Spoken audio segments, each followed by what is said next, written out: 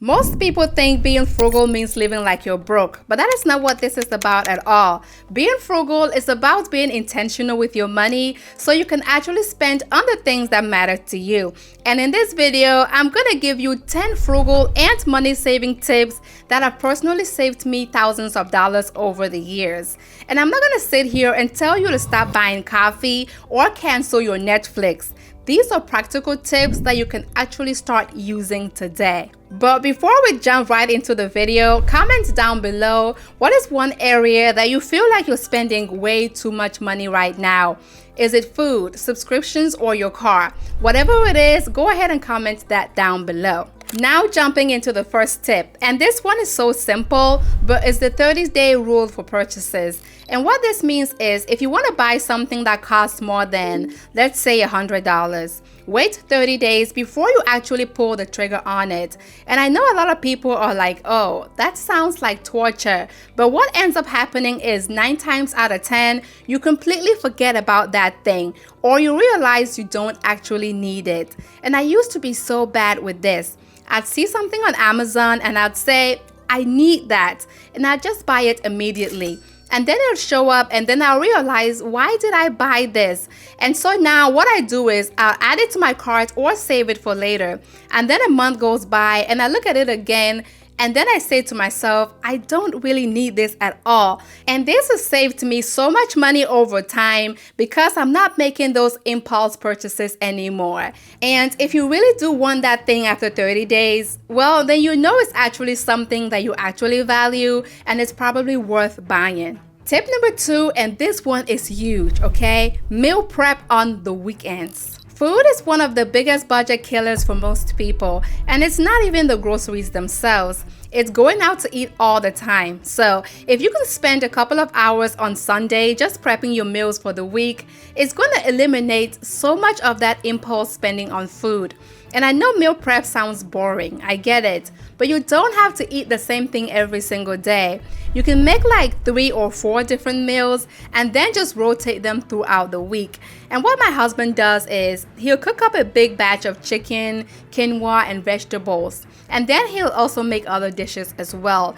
And it might take him 2 or 3 hours on Sunday, but during the week, he doesn't have to think about what he's gonna eat at work.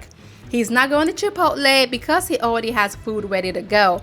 And that alone saves us $200 to $300 a month. So if you're not meal prepping yet, then I would highly recommend that you give it a try. Now, the third tip is to buy generic brands instead of name brands. And look, I know some people are really picky about this, but for most things, generic brands are literally the same product, just in different packages. Like, the Target brand cereal tastes just the same as the name brand one. Same with pasta, canned goods, and cleaning supplies.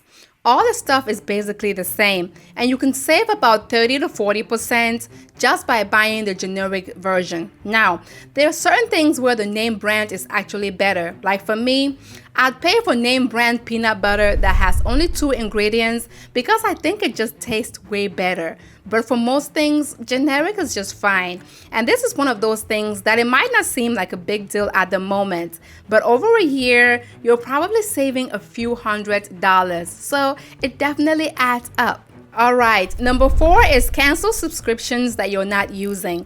And I know that everybody says this, but seriously, when is the last time you actually looked at all your subscriptions? Like, I bet you have at least 1 or 2 subscriptions that are just quietly hitting your credit card every month that you completely forgot about. I had a gym membership that I was paying for about 6 months that I never used. And I also had about 3 different streaming services, and I really only used one of them. So I canceled the other 2, and just by doing that, I saved about $60 a month. And if you want to make this easier, there are apps like Rocket Money that will actually go through your bank account and show you all your subscriptions, and they'll even cancel them for you if you want. So definitely take the time to audit your subscriptions because this is one of the easiest ways to save money. All right, number 5 is use the library more. And I know this sounds super old school, but libraries are actually really underrated. Like, you can get books, audiobooks, movies, and even some libraries have video games, all for free. And a lot of libraries also have digital apps, so you don't have to physically go to the library.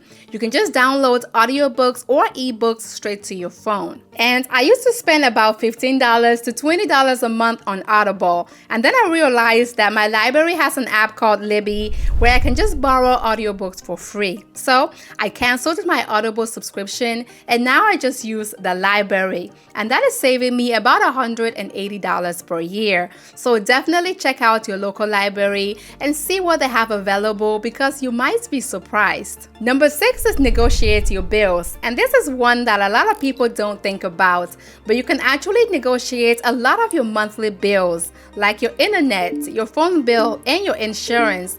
All your companies want to keep you as a customer. So if you call them and say, hey, I'm thinking about switching to a different provider, they will usually offer you a discount to stay. You can do this with your internet bill. Just call them and say, hey, I saw that you're offering new customers a way better deal. Can I get that same deal? And if they value you as a customer, they'll do that for you.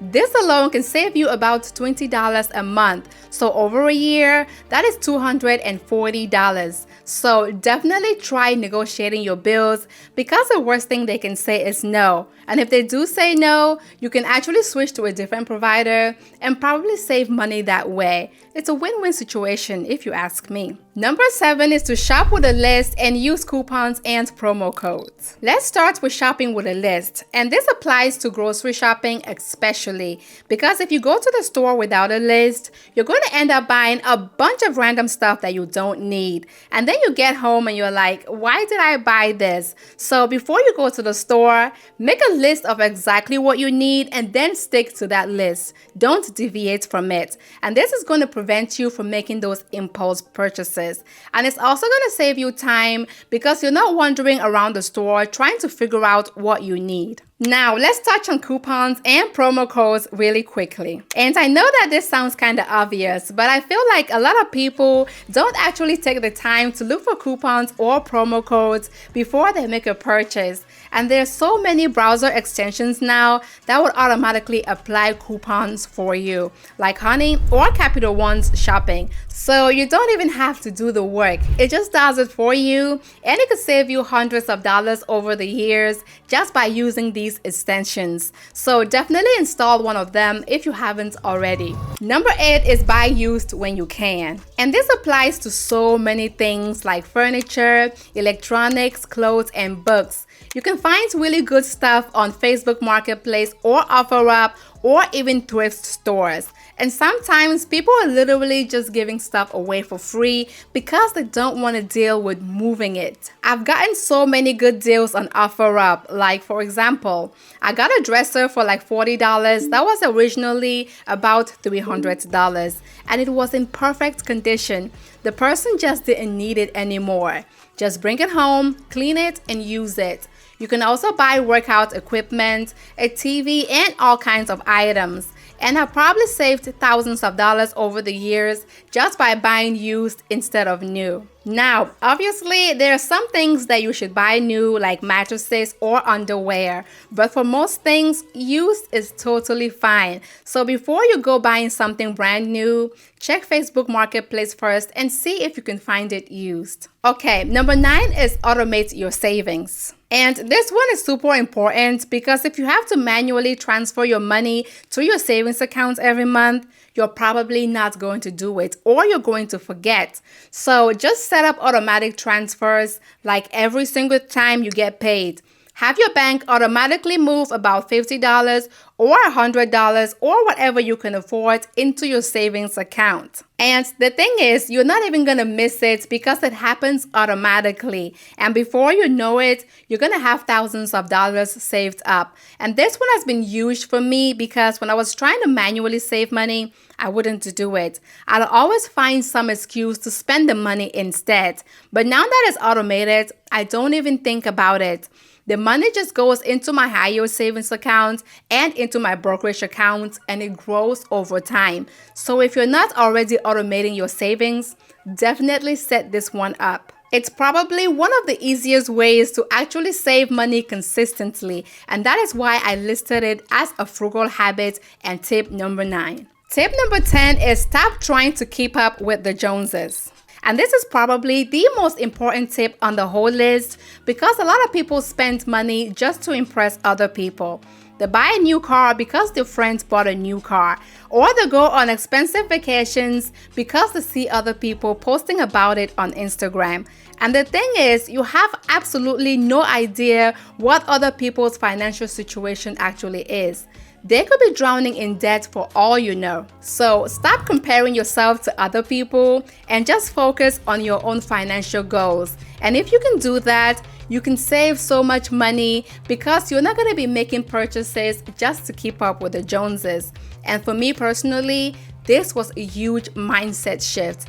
I used to care so much about what other people thought, and I'll buy things just to impress other people. And then I realized that nobody actually cares. And over time, all these little things add up to big savings. I hope you guys enjoyed the video. If you did, drop a like down below. Hit that subscribe button and let me know in the comments which tip you're going to try first. I'll see you in the next video. You got this.